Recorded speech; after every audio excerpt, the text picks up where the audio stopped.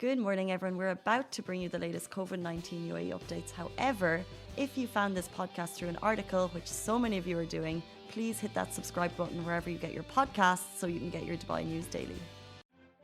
Good morning, everybody. Happy Friday to you all. My name is Shireen Ahmed and I'm joined by Maryam today. We are on the Lovin Daily Show where we give you a rundown on all the trending topics here in Dubai.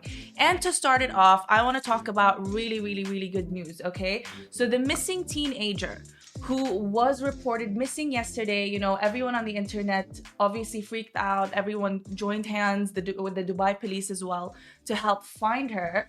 Has finally been found. So she was actually found after what seems like, well, it was barely 24 hours since she was found, which is a great thing. She's found safe, but she went missing on Thursday morning and was found at around 11:30 p.m. last night.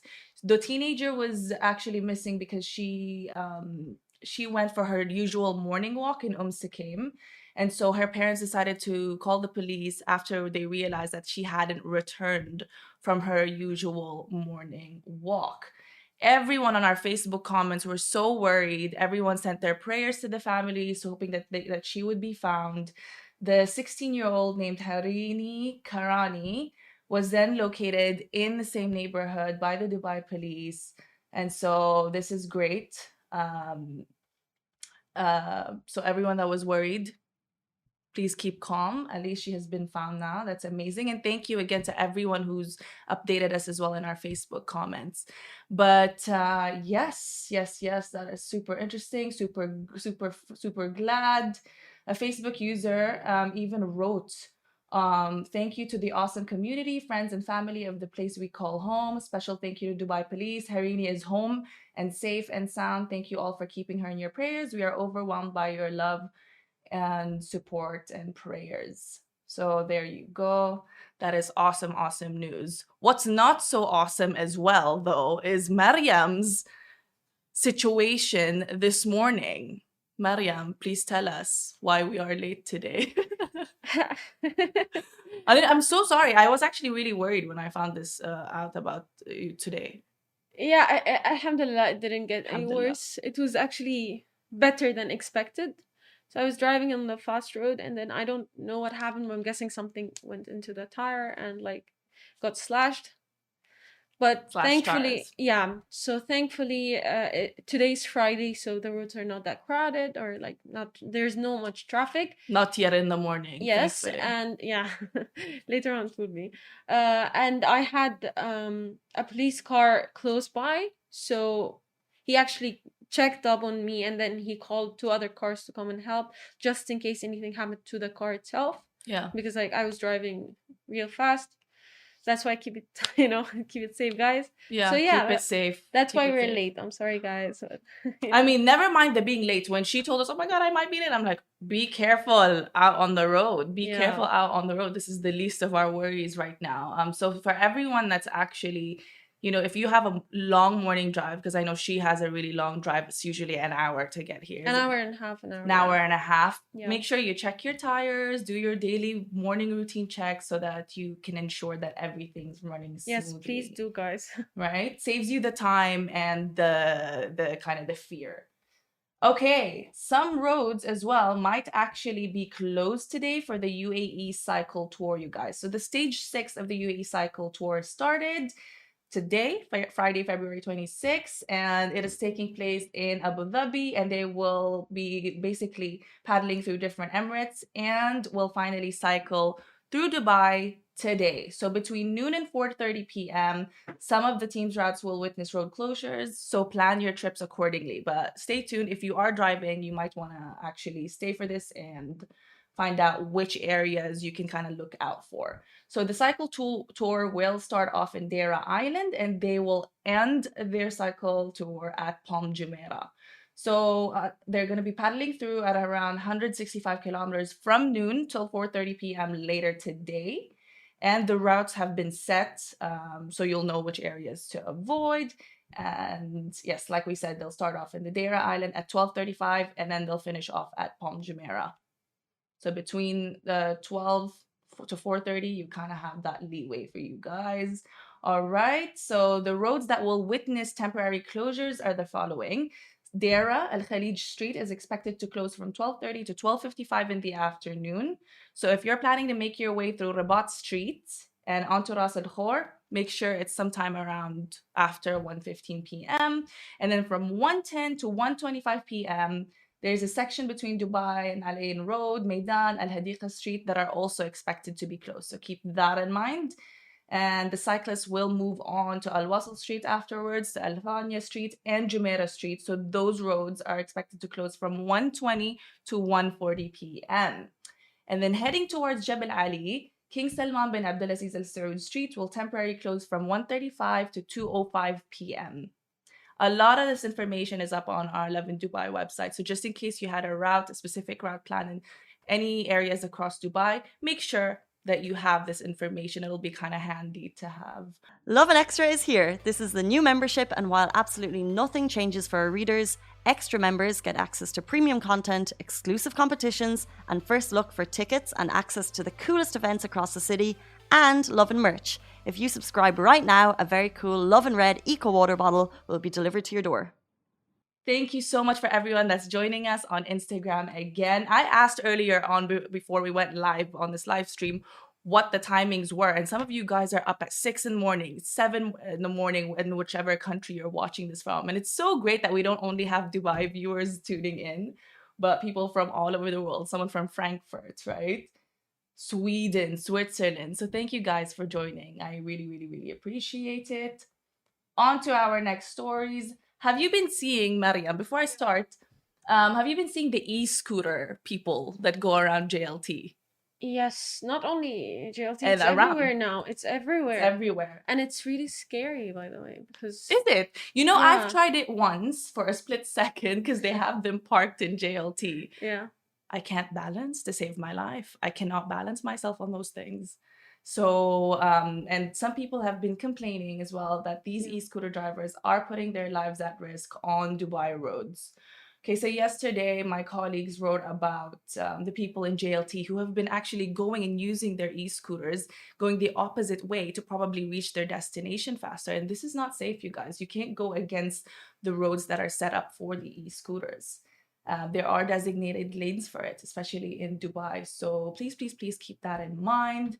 But yes, there are a few rules as well that the RTA has announced in terms of people who use the e-scooters to maybe get to work or whatever else you're using it for, which is first, riders should wear helmets, you should follow instructions and warning signs on the scooter tracks, and scooter users must be over the age of 14 years old. You have to park in the designated parking lots for these e-scooters, and definitely, please comply with all the traffic laws, especially when you're using pedestrian crossings and all of that. Riding on e-scooter tracks and in 5 zones is permitted for a trial run, and you must also drive your scooter in your designated lanes, as previously mentioned, and you cannot listen to headphones while driving your e-scooter. This is the big one as well, this last one. Yeah. So that you can really make sure that you know your surroundings and you know what the happenings are, and you can, ensure that you're taking precautions and you're safe. Because especially the fact that, these scooters, you don't have license to them, and everyone's using them now. I mean, like we said, ages 14 and above can drive. Yeah. So imagine you have to be really even more it's careful risky, for that part. and it's like, how can I say It's this? convenient for sure, but if done right, which is amazing that we have designated lanes for it. So I mean, what's the harm? Just use those, you know? Yeah, because like if like you're not just harming yourself when you're like, you're going in the wrong direction. This is gonna harm others or delay others and all of that. Correct. And you don't have license to this. So what I'm trying to say by you don't have license to this is the fact that you're not a professional rider, so you're not approved by anyone that you Exhibit are. A, yes. Yes, so you just can't be like, I'm good at it, and just start, driving. So please Practice too. That's another one. practice away from the road, please. Practice away from the road. Yeah. And mind you, e-scooters are not permitted on the majority of roads. So the small few who are breaking the rules are potentially ruining it really for the rest of us who want to keep making use of this very efficient transportation system, if you Yeah. will. Keep that in mind. And on to our final story. I feel like this is a really, really, really important discussion to have, because I know so many other women have been feeling the same. There's no stopping what social media can do, the messages it can spread. So the only really way that we can kind of control the unhealthy beauty standards that are being set in place by certain Instagram ads is by taking notice of them, realizing how kind of how unnecessary it is, right? And unfair. And this is just what Huda Kattan, founder of Huda Beauty, talked about in a recent Instagram video. So in the video, which was posted yesterday, she called out posts on Instagram which promised the idea of the perfect figure. So these were, she saw basically an ad that targeted women, showing a picture of a before body that's completely normal, totally fine, still looks amazing, and an after body that's supposed to look like the ideal body shape for a woman. So the issue with the issue that comes at hand with this is that we have so many young women who are, and little girls actually, who are on social media now. It's not like it was in my time, me acting like I'm 60, but in my time where it was, you know, it was just emerging, and there weren't as many advertisements taking place, and it was still pretty much a debate whether or not and how many hours a person or a kid should be on Instagram. Now it's every kid that uses, they use it for school. So imagine these little girls seeing these beauty ads that tell them, oh wait, if your body's like this, actually this ad that we're telling you is a photo altering application that can help you cinch in the waist and whatnot. So I don't know, what do you think about this? It's very sad. It's It's very sad because it's not just putting standards for already, the young yes, people, it's also putting standards for the others to expect from you. yeah. So for example, if you're like, okay, I'm cool with myself, you know, I don't need this. I'm totally fine. I look beautiful. Others would be like, you know, look at other girls or look at other guys. They're so And that's now, been that way regardless yeah, anyway, without ads like this. So now these things are it's really going adding to crazy. it. And Yeah. I mean, this doesn't just go for the apps that, you know, ask you to cinch your waist. There are so many other ads on the in the market that really, they're there to target your insecurities at the end of the day, or Exactly. create the insecurity, right? Like I remember once I was in on the airplane, like, you know, Back in the day, way yeah, back when, back in the day when we could travel. we had traveling and all of that. I remember sitting behind a woman and she was so beautiful. Like, you know, she was like I'm not saying average beauty, I'm saying, you know, above the average. And she I mean, beauty sadly, is in the eye of the yeah, beholder, yeah, but I mean, regardless. like, you know, Everyone is. no, everyone is beautiful. I just mean, like, you know, according to the society, she was beautiful. You know, Right. according to the Societal standards. standards. Right. Exactly, which I don't agree with, by the way. But she was like, you know, like the perfect girl in the eyes of society that I won't agree on or accept. However, she was sitting. It was like a 7 hour, you know, like Journey. and travel or whatever. And then she was sitting there for 7 hours continuously editing her picture. Oh, you saw, And you saw this. Because I'm sitting right behind her. 7 hours, and I'm like, girl, you know, like, halas.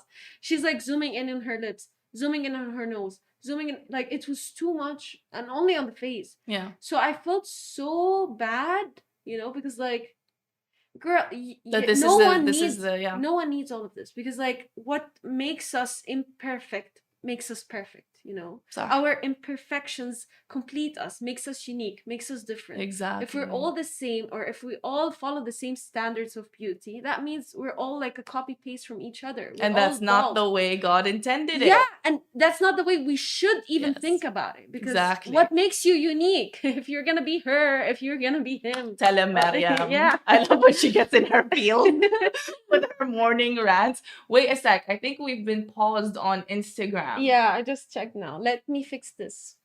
Mariam will fix this in a second. Yeah. But yes, while she's on her way to fix the Instagram, Huda, so in her video, she said, there's nothing wrong with looking human. Your before is beautiful. And she said, I've been in this space for a long time, and I felt so much pressure myself to edit my pictures and to try to fit into this online idea of the perfect body. Mariam. Let me tell you, there's no such thing as the perfect body or the perfect face. You are beautiful in your own way. Do what makes you feel happy and what makes you feel beautiful. So there you go. It's great that a mogul entrepreneur, and basically Huda's been leading the beauty industry. So it's great that a person like her, who is using her platform to talk about why this is an important discussion to have and why we should be aware of these things, right? Yeah. So yes, there you guys go. There you guys go for today's stories. Stay tuned tomorrow. We're going to be talking to a couple who have a very interesting story that happened to them in the Maldives. It's quite a tragic one as well. Stay tuned for that. We're going to be talking to them live on Zoom. And of course, so that we'll update you on all the other stories that we'll be discussing that will go around in Dubai. So yes, thank you so much for joining us today. Have a great Friday. Let us know what you get up to, and we'll catch up with you guys tomorrow. Guys, that is a wrap for the Lovin Daily. We are back same time, same place every weekday morning. And of course, don't miss the Lovin Show every Tuesday where I chat with Dubai personalities. Don't forget to hit that subscribe button and have a great day.